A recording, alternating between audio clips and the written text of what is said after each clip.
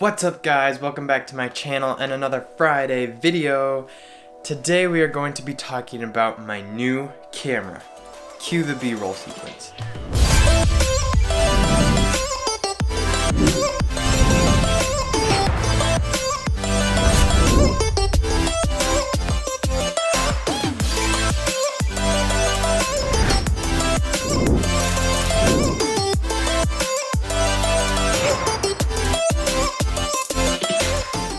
Cool, right? I actually recorded that all with my phone because I was recording the camera, so I couldn't record the camera with the camera.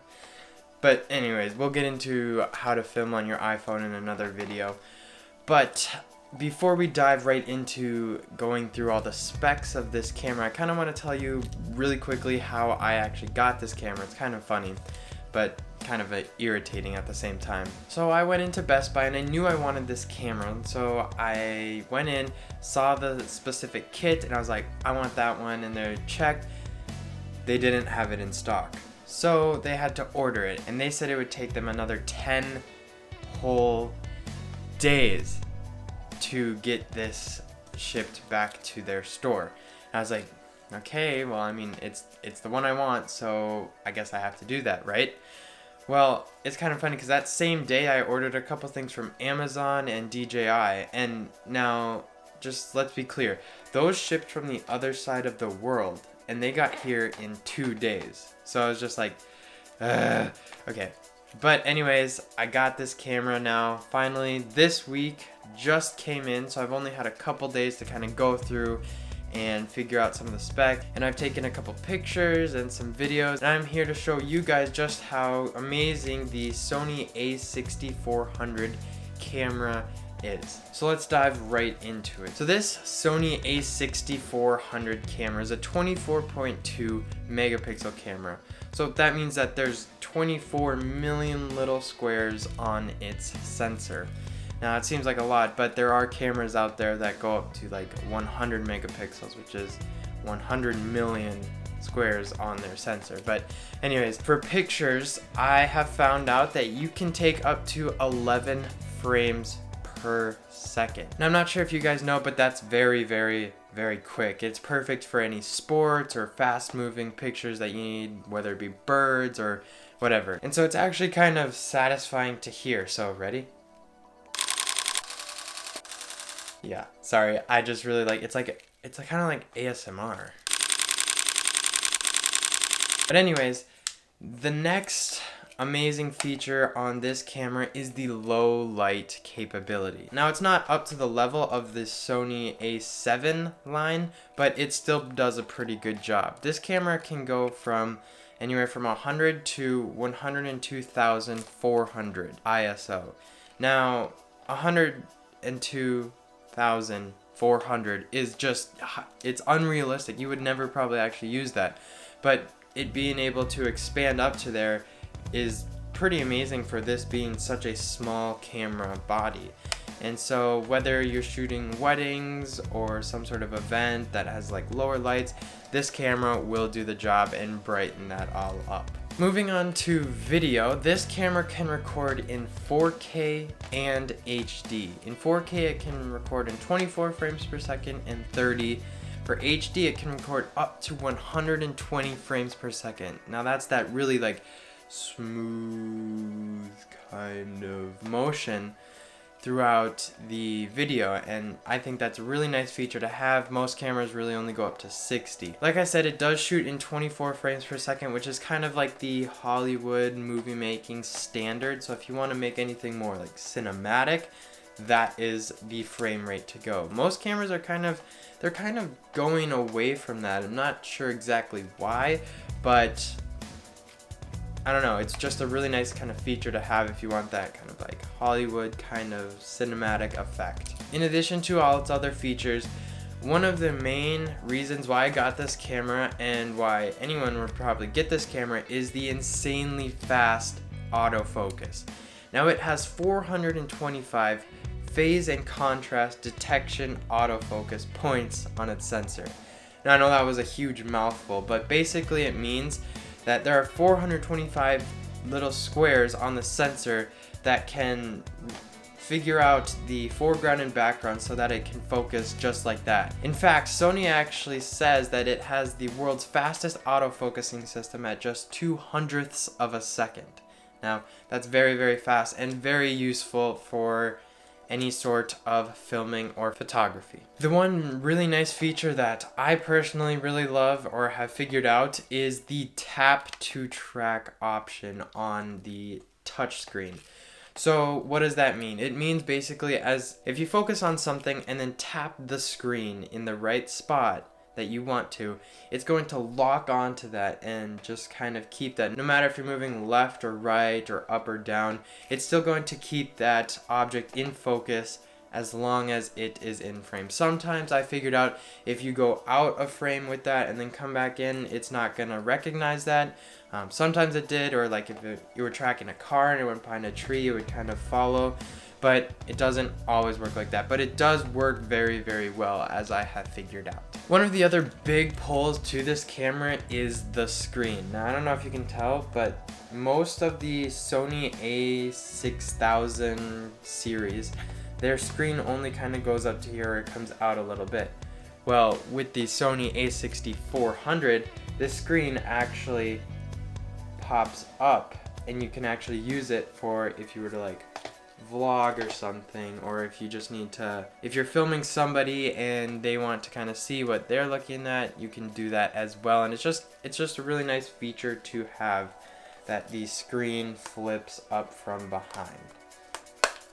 And now you may be like thinking like, well, what if like these hinges break on the side? But Sony actually reconfirmed that these are like top of the line metal and that they will hold up. So, and I believe it too, because it's not like super easy to flip this whole screen up. Another great feature for recording is there is no recording limit. And that is really, really nice, because I know with a lot of other cameras, there's usually about like a 20, 30, maybe even up to 40-minute record limit, which means if you're recording for 40 minutes, it's gonna automatically stop and then you have to record again. But as long as you have storage, as long as you have a large SD card in this camera, you can record for as long as that goes, or until your battery dies. Now this camera does come with 3 ports. There's an audio jack, a micro HDMI cord, and then a kind of more like multi-purpose thing. If you were to use a gimbal, some of the cords can go in that spot and connect to the gimbal, and then it just allows it to have a bit more functions. The only downside to that is that there is no output jack for the headphones, so you can't actually hear exactly what the camera is hearing in live time unless you would buy some sort of an adapter for that. Another really awesome feature that Sony has integrated in this camera that has not been in the previous models is the time-lapse feature.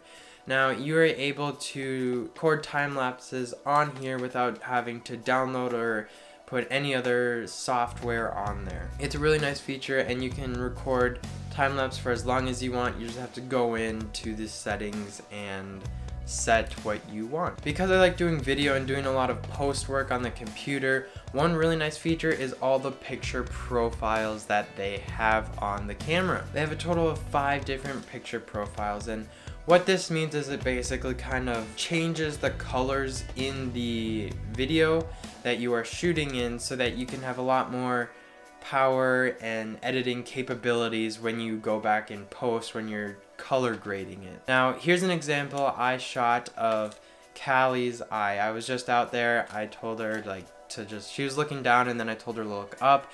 And so this is what it was before, and this is what it was after. So as you can tell, colors just make everything a lot more cinematic. It makes it a lot better. And the picture profiles on here, the color science that Sony has integrated in here is phenomenal. Now there's 2 downsides that I think that come with this camera.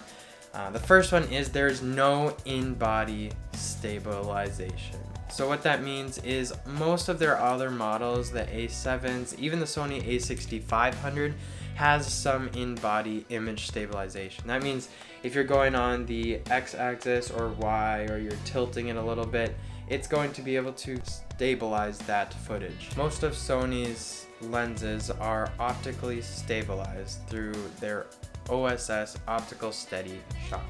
Now this is very beneficial because without it, then your video and photos will be shaky, and that's just not what you want.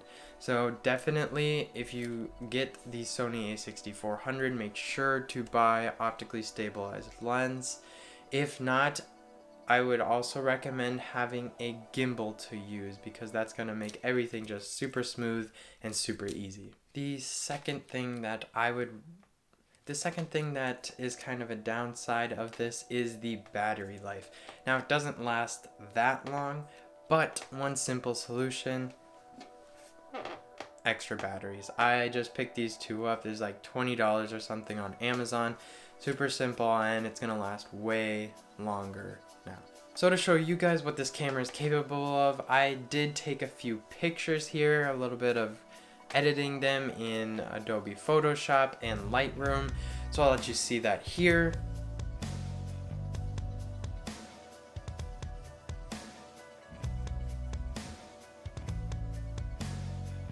And then I also recorded some videos, some of that slow motion, buttery, smooth, HD, 120 frames per second. And then I also did some 4K video at 30 frames per second.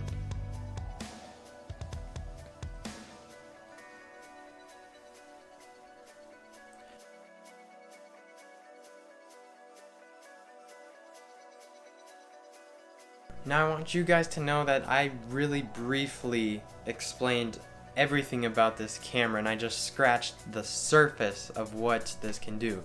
You can make 50 million videos about this camera, about all the settings, because there are a lot of pages of settings and customizations that you can do. But I just wanted you guys to have kind of a brief overview of my new camera and what I'm going to be filming on from here on out. So that's all I have for this week. Make sure to tune in next week, because next week you are going to be able to learn and put together this. So as you guys can tell, this camera has a lot packed into just a small little, almost pocket-sized body. And I think that this is the best camera that you can get on the market for this price. The body only is priced roughly around $900, with lenses ranging from $150 all the way up to, like, I don't even know, $5,000. It's kind of crazy, but they are top of the line lenses. So I have a couple projects coming up here in the upcoming months. I will be using this camera, and I'll either be putting it on this channel, Instagram, or Facebook. So make sure to follow me on all of that. If you like this video, make sure to smash that like button. Subscribe if you're not already subscribed, and we'll see you next Friday.